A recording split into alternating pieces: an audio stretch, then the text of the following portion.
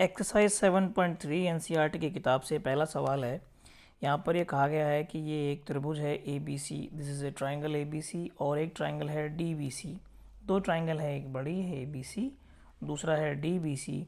ये दोनों ही isosceles triangles हैं, समद्विबाहु त्रिभुज हैं ऑन द सेम बेस। इन दोनों का बेस एक ही है और इसके वर्टिसेस है ए बी सी का वर्टिसेस है ए और बी डी सी का वर्टेक्स है डी। तो यहाँ पर चार चीज़ें प्रूव करनी है। पहला, ट्राइंगल ए बी डी, ये जो रेड कलर की ट्राइंगल हमने बनाई है ए बी डी, ये सर्वांग होगी, कंग्रेंट होगी ट्राइंगल ए सी डी के। इसके लिए हमें क्या गिवन है, ए बी सी गिवन है, डी बी सी गिवन है। उन दोनों में दो साइड इक्वल हैं क्योंकि ये समद्विबाहु त्रिभुज है, आइसोस्केलिस ट्राइंगल है, इसलिए कि दो कोण भी बराबर होंगे। एंगल 1 जो यहाँ से यहाँ तक है एंगल 2 के बराबर होगा। एंगल 3 जो छोटा वाला कोण है वो एंगल 4 के बराबर होगा। और ये B D equal to D C, B D equal to D C क्योंकि आइसोस्केलिस ट्राइंगल है इसीलिए ये वाला कोण इस वाले कोण के बराबर होगा। ए बी इक्वल टू ए सी, इसलिए ये वाला कोण इस वाले कोण के बराबर होगा। ये आपको गिवन है और आपको प्रूव करना है कि ये दोनों ट्राइंगल्स कैसी हैं, सर्वांग ट्राइंगल्स हैं। और इसको हम प्रूफ भी करते हैं। प्रूफ के लिए आप यहाँ देखेंगे कि A D equal to A D, A D मतलब ये वाली ट्राइंगल का ये ए डी और ये वाली ट्राइंगल का ये ए डी दोनों में कॉमन है, इसलिए यहाँ पर लिखेंगे कॉमन। सही बात। फिर लिखेंगे A B equal to A C. Where is A B, ये ए बी इस ए सी के इक्वल है। क्यों? क्योंकि हमें यहाँ पर ये गिवन है। यहाँ पर नोट डाल देंगे, it is given to us. And B D equal to D C, ये बी डी इक्वल दिया है बी सी के, यहाँ पर ये भी गिवन है। अब आप देखेंगे तीनों sides, side side side, congruence rule से साइड साइड साइड, सर्वांग समता नियम से ट्राइंगल ए बी सी, ये वाली ट्राइंगल और ये वाली triangle, triangle A B C सर्वांग सम हो जाएगी ट्राइंगल डी बी सी के। ठीक बात है। ये तो हो गया जो हमें प्रूव करना था। अब इससे आप एक रिज़ल्ट भी निकाल सकते हैं। रिज़ल्ट होगा एंगल, अगर हम इस एंगल की बात करें, इसको अगर एंगल 5 नाम दे दें और इस एंगल की बात करें एंगल 6 नाम दे दें, इसका मतलब हुआ एंगल 5 बराबर एंगल 6। इसको हम नोट कर लेंगे और ये अगले सवाल में काम आएगा। यहाँ पर देखेंगे, इसका ये पार्ट हम कर चुके हैं, अब ये वाला पार्ट हम कर रहे हैं। इसका प्रूफ देखिए, गिवन क्या क्या है वो मैंने आपको समझा दिया। इसमें प्रूफ क्या करना है कि ट्राइंगल ए पी बी आप देख रहे हैं वो ट्राइंगल डार्क की हुई है, ये वाली ट्राइंगल और ये वाली ट्राइंगल भी सर्वांग सम होंगी। इसके लिए ये वाली साइड का इस वाली साइड के इक्वल होना ज़रूरी है जो कि दिया गया है, ये वाली साइड का इस वाली साइड के बराबर होना ज़रूरी है जो हम प्रूफ करेंगे, ये वाले एंगल और ये वाले एंगल के बराबर होना ज़रूरी है जो हम पिछले सवाल में यहाँ प्रूफ कर चुके हैं। एंगल 5 इक्वल टू एंगल 6 होगा। और ए पी, ये पूरा ए पी इस ट्रायंगल में भी है और इस ट्रायंगल में भी है, इससे हम यहाँ पर प्रूफ कर पाएंगे। तो आप देखेंगे ट्रायंगल ए पी बी और ट्रायंगल ए सी पी में कौन कौन सी ट्रायंगल की बात कर रहे हैं हम, ए पी बी और ए सी पी के बारे में हम बात कर रहे हैं। तो यहाँ पर आप देखेंगे ए बी इक्वल टू ए सी होगा। क्यों? स्टार्टिंग में कहा था ये दोनों बराबर है। एंगल 5 इक्वल टू एंगल 6, ये अभी हमने प्रूव किया, सी पी सी टी लिखते हैं इसको, अभी हमने यहाँ पे प्रूव किया। यहाँ पर लिख भी दो, क्योंकि triangle A B D congruent to triangle ACD। लिखना चाहो तो लिख सकते हो, और ना भी लिखना चाहो तो नहीं भी लिखना चाहो तो नहीं भी लिख सकते हो। AP इक्वल टू AP हो जाएगा, क्यों? क्योंकि ये कॉमन है दोनों में। समझे मेरी बात? इस ट्राइंगल में AP और इस ट्राइंगल में भी AP है, दोनों में कॉमन है। तो यहाँ से आप लिखोगे side angle side congruence rule से triangle APB is congruent to triangle ACP, hence proved। ठीक है, तो ये बात आपको समझ में आ गई? ठीक है, अब आगे बढ़ते हैं नेक्स्ट क्वेश्चन की तरफ। यहाँ पर देखिए,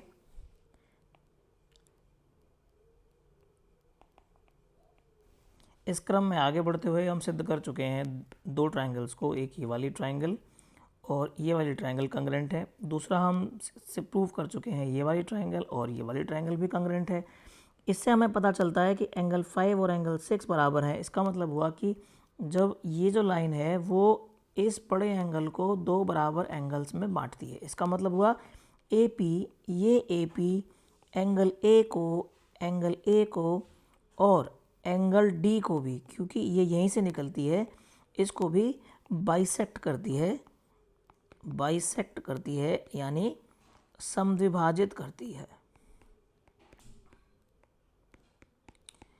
जिसका मतलब हुआ कि दो बराबर भागों में बांटती है।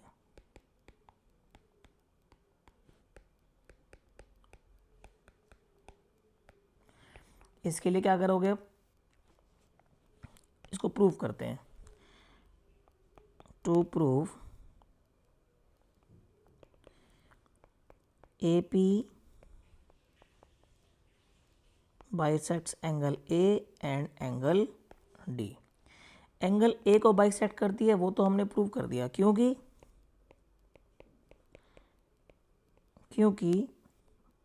ट्राइंगल ABP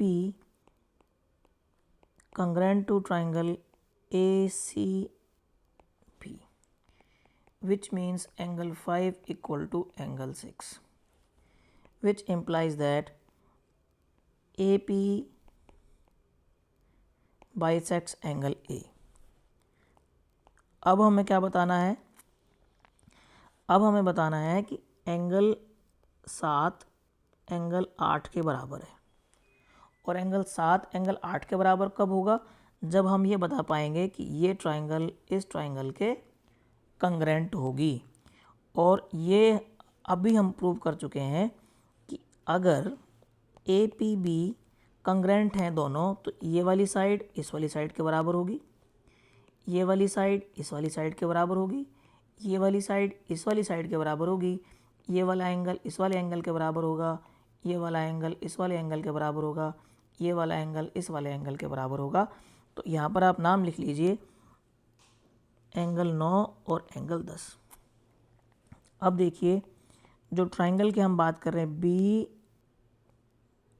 BDP और ट्राइंगल CPD में, इन दोनों ट्राइंगल्स की हम बात करेंगे।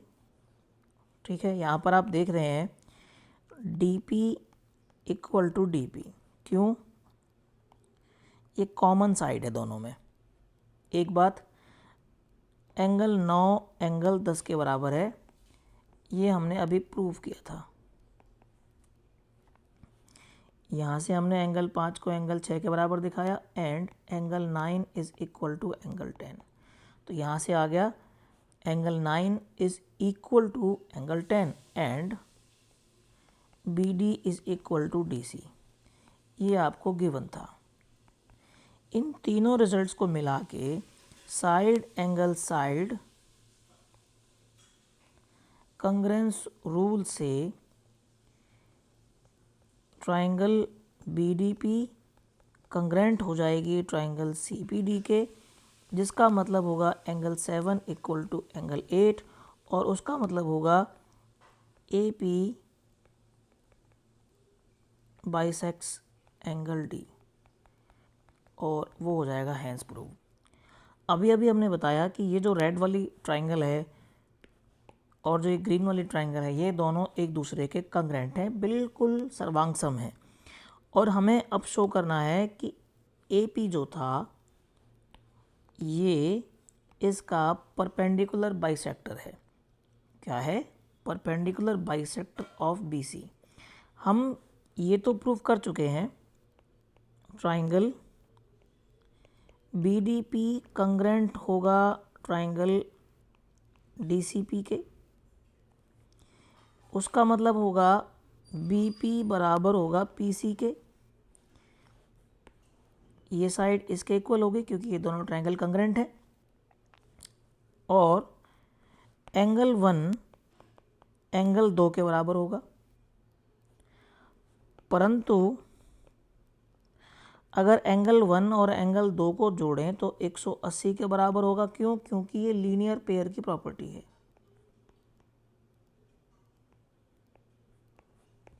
ठीक है, लेकिन एंगल 1 प्लस एंगल 2 की जगह भी अगर एंगल 1 लिख दें क्योंकि दोनों बराबर हैं तो 180 हो गया। ट्वाइस ऑफ एंगल A 180 हो गया और एंगल 1 आ गया 90 डिग्रीज। और यही हमें प्रूव करना था यहाँ पर। To prove angle 1 equal to angle 2 equal to 90 degrees, ये हमें अल्टीमेटली प्रूव करना था। तो पहला क्वेश्चन यहाँ पर ख़त्म होता है। इसके 4 पार्ट हैं। इन चारों में से आप मान के चलिए पेपर में एक ज़रूर आ जाए। इस क्रम को आगे बढ़ाते हुए क्वेश्चन नंबर 2 पर चलते हैं। क्वेश्चन नंबर 2 में आप समझने का प्रयास कीजिए क्या कहता है। AD, ये वाला AD इस ट्राइंगल ABC का एल्टीट्यूड है, यानी कि यहाँ पर लंब है। और AB भुजा AC के बराबर है। ये वाली साइड इस वाली साइड के बराबर है। शो दैट ये AD BC को बाइसेक्ट करता है। क्या शो करना है? AD bisect BC। इसका मतलब हुआ BD इक्वल टू DC, ये शो करना है, ये सिद्ध करना है।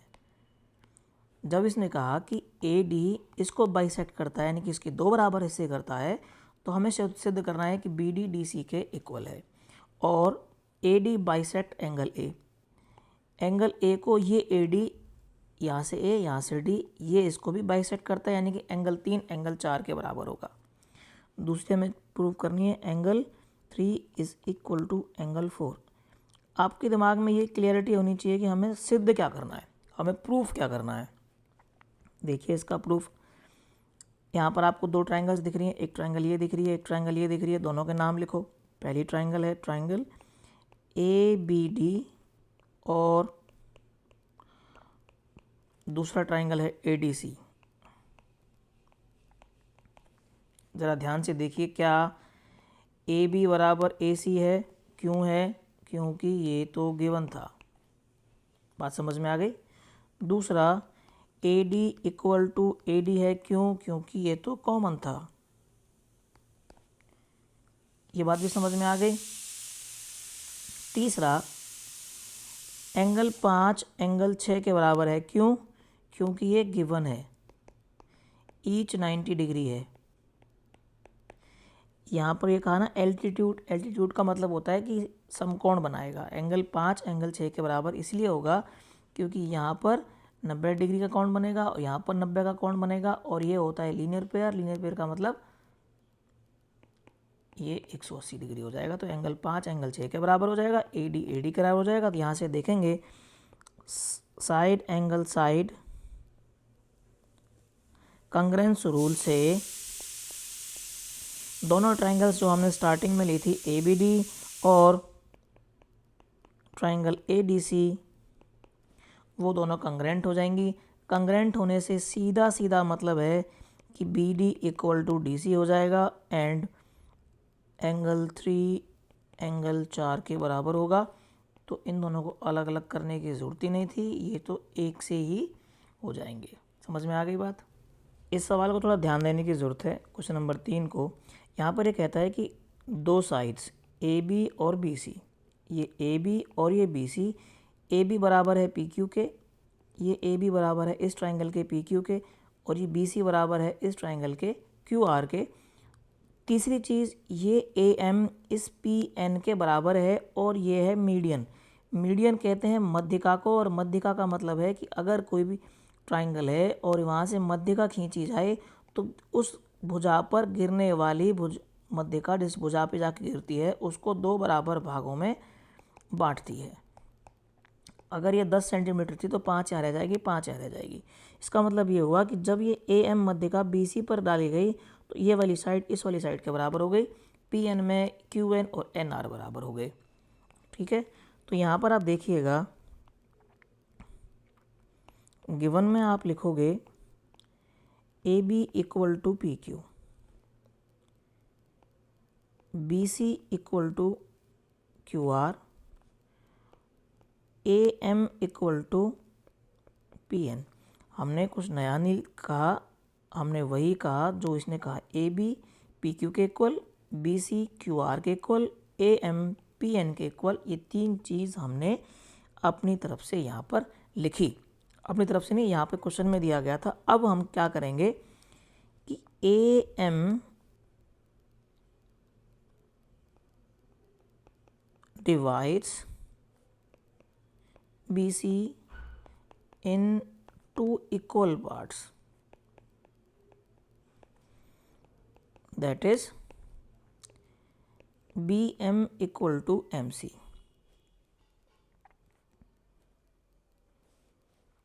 Similarly, PN, this PN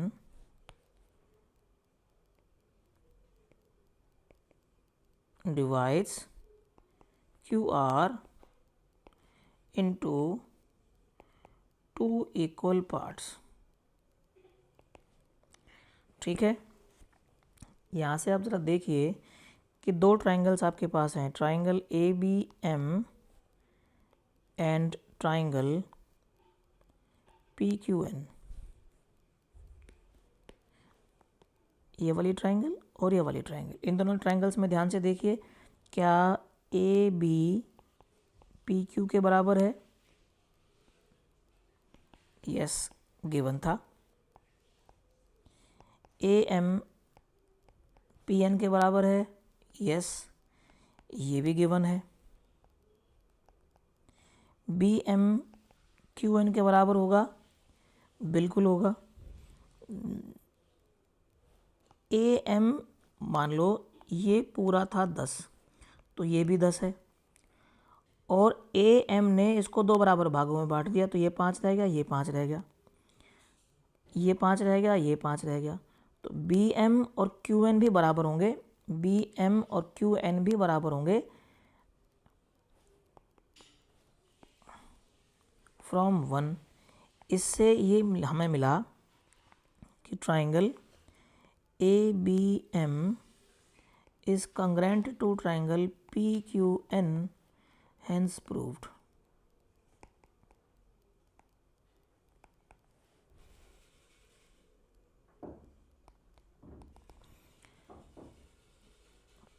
A B equal to P Q है,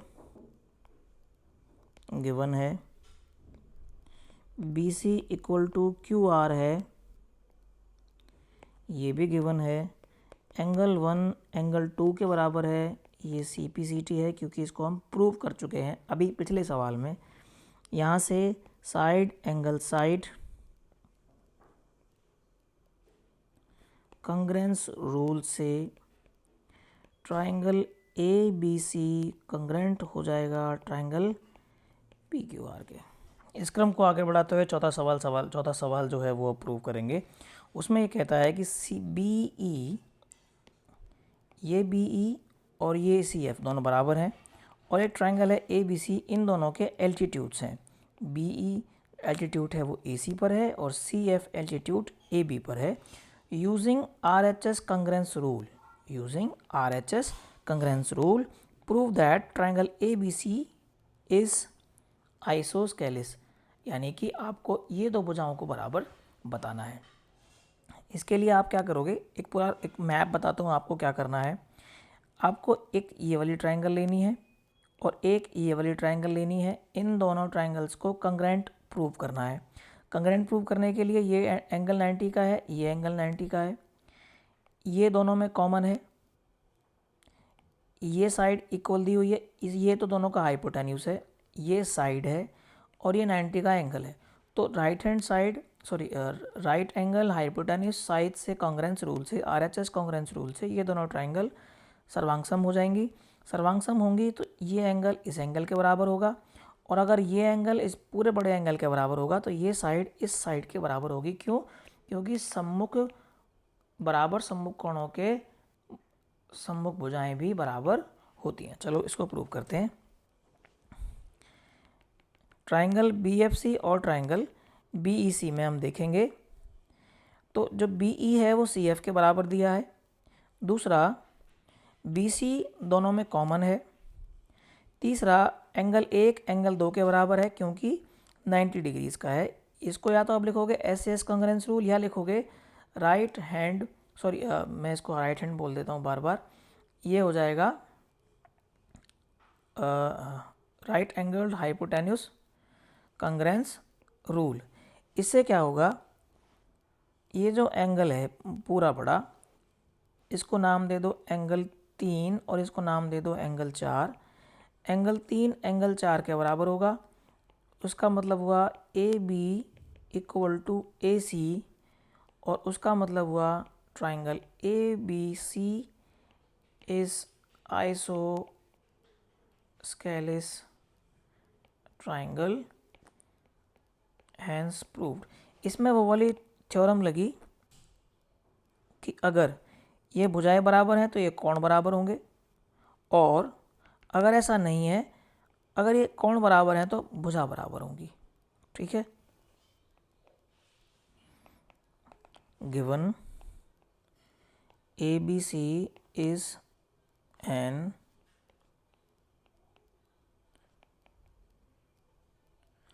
आइसोस्केलिस ट्राइंगल दिया है, which means AB equal to AC दिया है, एंगल 5 एंगल 6 के बराबर है, ईच 90 डिग्री ये दिया है। टू प्रूव हमें सिद्ध करना है angle B is equal to angle C, यानी एंगल 1 एंगल 2 के बराबर सिद्ध करना है। प्रूफ, यहाँ पर दो ट्राइंगल्स आपको दिख रही हैं, ट्राइंगल ABP और ट्राइंगल ACP। ध्यान से यहाँ देखेंगे, AB बराबर है AC के। क्यों? ये गिवन है। एंगल 5 एंगल 6 के बराबर है। क्यों? क्योंकि ये गिवन है, ईच 90 है। AP is equal to AP, ये कॉमन है। यहाँ से right angled hypotenuse side RHS congruence rule से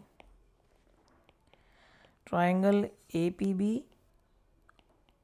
और ट्राइंगल ACP क्या हो जाएंगी? Are congruent. That is, triangle APB is congruent to triangle ACP, which implies that angle 1 equal to angle 2, which implies that angle B equal to angle C. It is all about chapter 7.